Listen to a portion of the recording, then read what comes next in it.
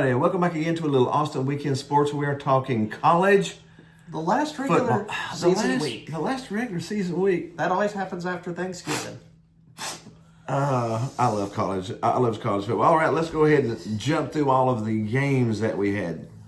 Number 2, Indiana beats the snot. That was a slaughter. We knew it was going to be a slaughter. Purdue is terrible this year. And Indiana is good. Because 56-3 though. You're not mediocre. You're not a mid team if you go 12-0. No. No. This is Indiana's best stretch of football ever. Yes, it is. It's the best stretch of football that they have ever played. So we're really... The Kurt Cignetti train is on a roll. And next week's game is going to be F-U-N. It's going to be fun. All right, who do we have after Texas that A&M, rivalry week? Texas A&M gets stung on the road against Texas. Texas is getting a little bit better each week. Well, speaking of, it coincides with Arch Manning getting a little better each week. What does he have? The Manning DNA. He's got that Manning blood in him, dude. He's going to eventually be good. Because it's a Manning. He's a Manning. Unfortunately, next year Tennessee's going to have to play him. Is it on the road or at home? At home. Okay. Guess who else we have at home next year? LSU and Lane Kiffin. And we have Auburn coming over to us with Auburn. Alex Golesh, now the head coach at Auburn. So that's fun. Yes, we have a slaughter fest next year. But let's go. We'll let's go ahead and jump in. Coaching changes later. Congratulations to Texas. That was a huge win. A&M's first loss of the year. And was at pretty rough time to get your pretty rough time to get a first loss of the year. That kicked them out of the SEC championship game. Still in the playoffs, but they'll definitely be in. But they have no SEC championship hopes now. The best hope that they have right now is to just hope they get a home playoff game. And let's talk about somebody that did make the championship game now. Georgia taking out Georgia Tech in a very ugly game. 16-7. That was 16-9. Oh, so 9. That was a slugfest. It was clean old-fashioned hate. The game wasn't clean though. It was dirty. Yes, there was not in the way the teams tackled, but in the way the game looked. Yeah, it was just a bad offensive showing on both sides. But a lot of field goals. But you know what Kirby does in close games? He wins them. He knows good teams find ways to win. That's just the way it is, and Kirby is the king of the halftime adjustments. He's probably the best at halftime right now. He is what Nick Saban used to be. Yep. We got a Nick Saban in Georgia. Well, he has to win at least 5 more championships to catch up to Nick Saban, which is hard. That will be tough to do this time. Because Nick Saban's probably the best coach we've ever had in the sport. Mm-hmm. And times are different now. The NIL program has made a lot of level playing fields. But Georgia Tech 9-3 season, they don't get to the playoff, which does disappoint them. But they're signing their head coach Brett Keefe to a 5-year extension. And they didn't get to the SEC championship game, but they probably will make. They probably will make a big bowl game at least. Yeah, I think so. Yeah. Speaking of a big bowl game, technically, the Egg Bowl. Ole Miss against Mississippi State. Ole Miss won, but really lost. Oh, goodness. Their head coach. Lane Kiffin bolted for LSU. Who would have thought? I think we've experienced that before, haven't we? If you'll go back about 3-4 weeks ago's videos, when the LSU job opened up, what did we say?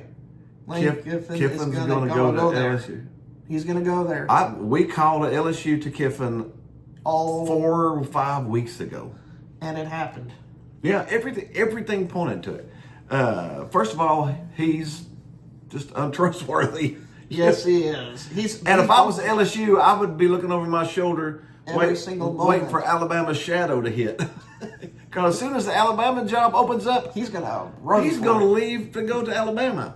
So you might as well just get ready, LSU. How many years you have him until Alabama gets sucky again? That's all you're going to get, because he's going to leave and go to Alabama. And then the NFL's you might have to look over the NFL's shoulder. Because he's probably going to go to the NFL. Lane Kiffin is not the most loyal coach out there. He's proven that before. No, he's proven that coach before. He's got a great offensive mind. But he needs to be more loyal to these teams and stick with them through. He could have stayed with Ole Miss and had another 10 years of 10-win seasons, and they would have put up a statue of him there. But no, he's off to Baton Rouge. Now they're throwing darts at his pictures in all the bars. You know, a friend that's an LSU fan that's very excited about this, though, a little bit, at least a little bit. And terrified. Both, yeah. But, Ole Miss will make the playoff, but I don't know how they're going to do with Pete Golding being the head coach. Their defensive coordinator is now their head coach, and he's going to be... big shoes to fill. Yeah. We'll see. Utah running away with the game against Kansas. Utah finishes 10-2. Kyle Whittingham. He's a good coach. He's a veteran coach, and he's a good one. Yeah. Vanderbilt, Tennessee, we did discuss on a different video. Yeah, Tennessee got creamed by Vandy. I don't want to talk about it. Go watch it on another video. Speaking of getting creamed, Michigan showed their flaws immensely against Ohio State. Michigan should have never been number 15. They're barely a top 25 Ohio team. State's an NFL team. Yeah, and Michigan is probably number 24.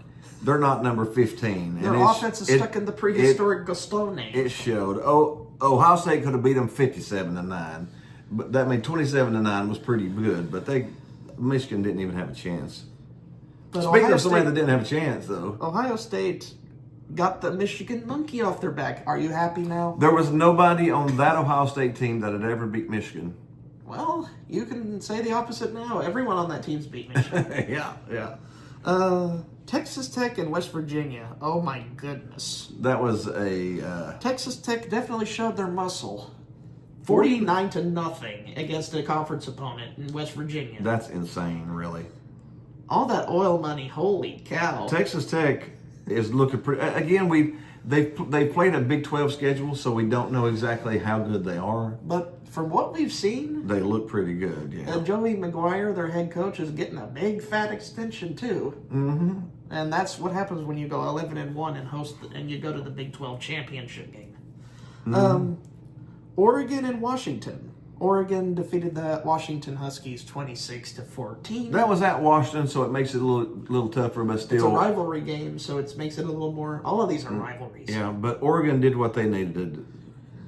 But Oregon might lose both of their coordinators after the season. Don't they lose almost every coordinator? They already lost their offensive coordinator because he is now... probably gone to Kentucky. He is gone. It's official.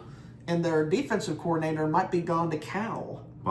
Possibility. So Dan Lanning's going to have to find two new coordinators after the season because both of them are gone. I wish somebody holler and take a coordinator or two from Tennessee.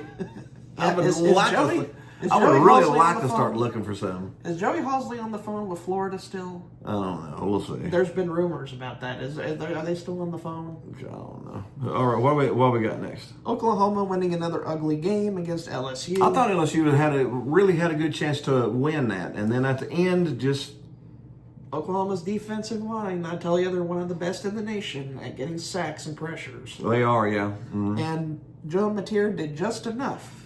That's right. Their offense is barely there, but they've got a great defense. They do have a great defense. But he has to. And now they're back in the playoff picture.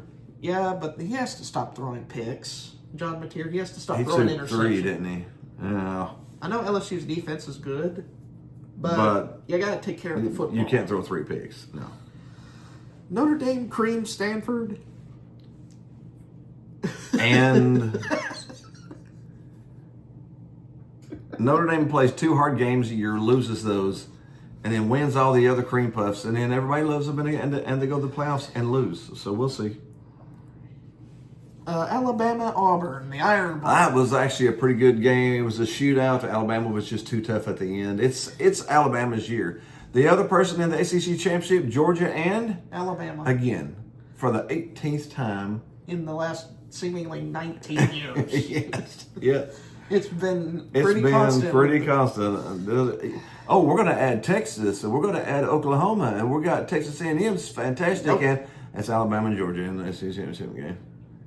What does that make you feel? What does that make you feel? It's just all warm and fuzzy inside. Yeah.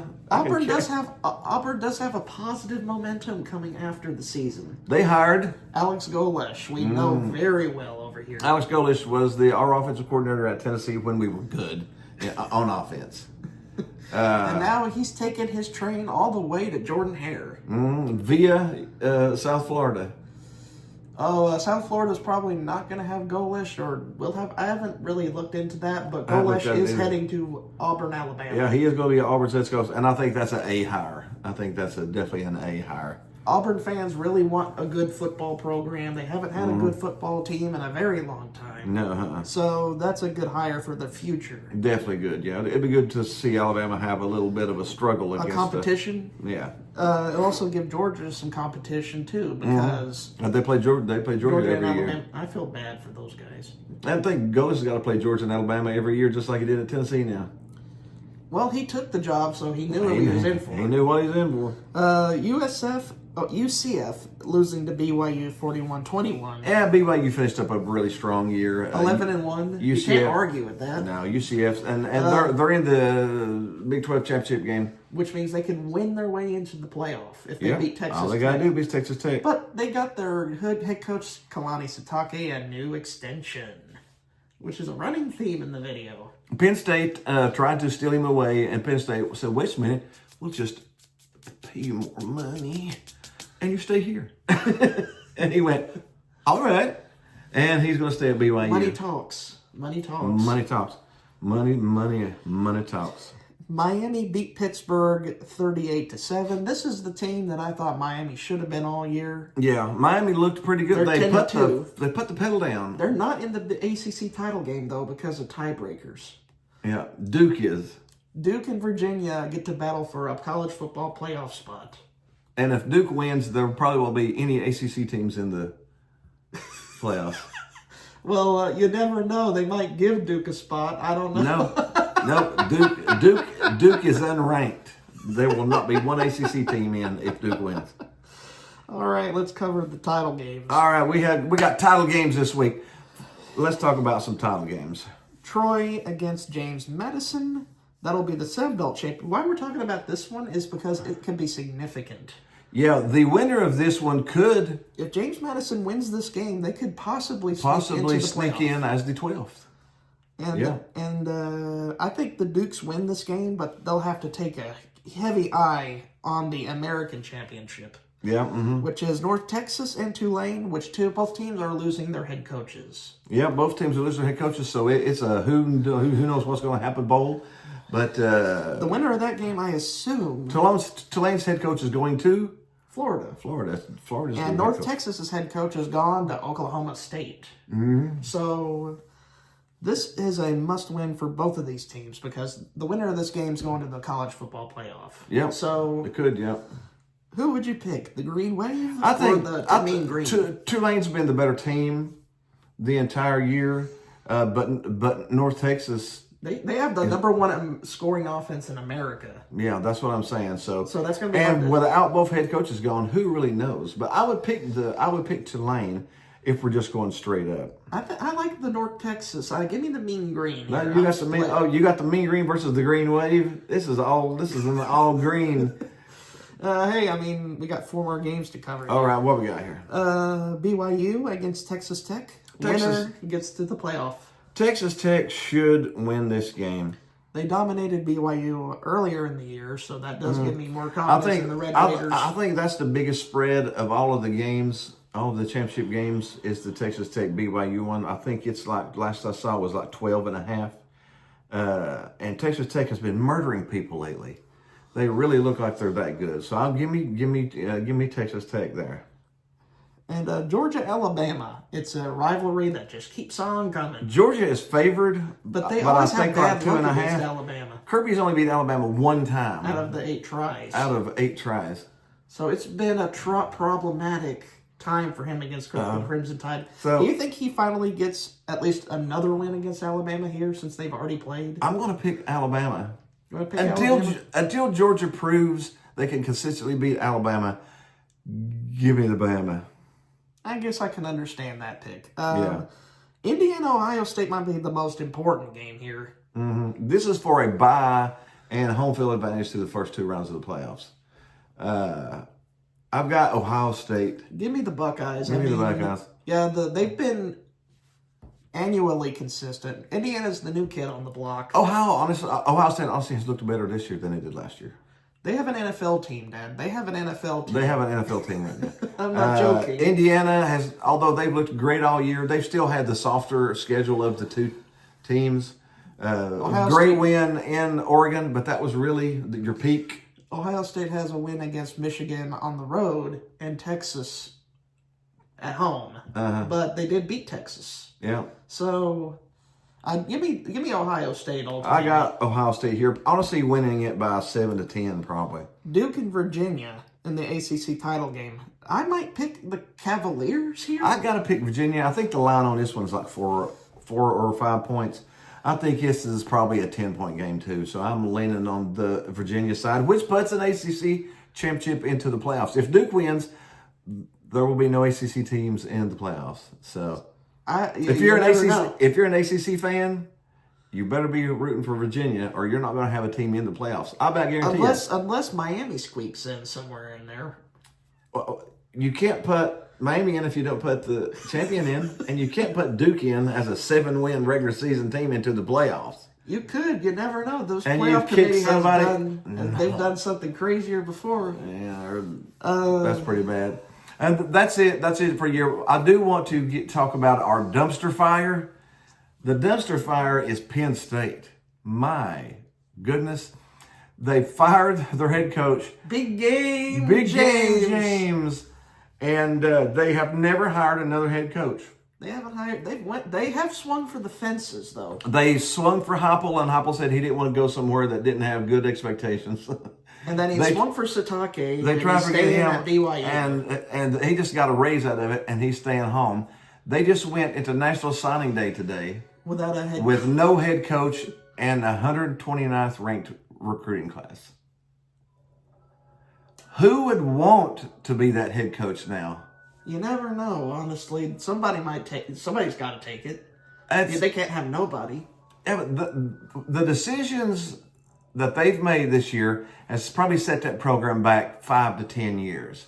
It will take them forever to recover from the damage that is done now. They would have been better off letting Franklin stay till the end of the year and firing him now. But hey, Virginia Tech's reaping all the benefits. A lot of the players left Penn State and went with him to Virginia Tech. Big game Hokie. Big game James Hokie. But hey, college football, you gotta love it. You gotta love it. Anything else going on we want to cover before we sign her off? No, but I will address one important announcement we'll make. What's that? We are going to slowly begin our transition. We are going to start sliding in college basketball, because college basketball is underway. We've actually had some fantastic games already, so we're going to start jumping into those since football is easing on out a little bit. And then we'll slowly ease college hoops in as we phase out college football. So we hope you'll hang around with us. Be sure to hit the like button, hit the subscribe button, leave a comment or two. Otherwise, we will see you next week.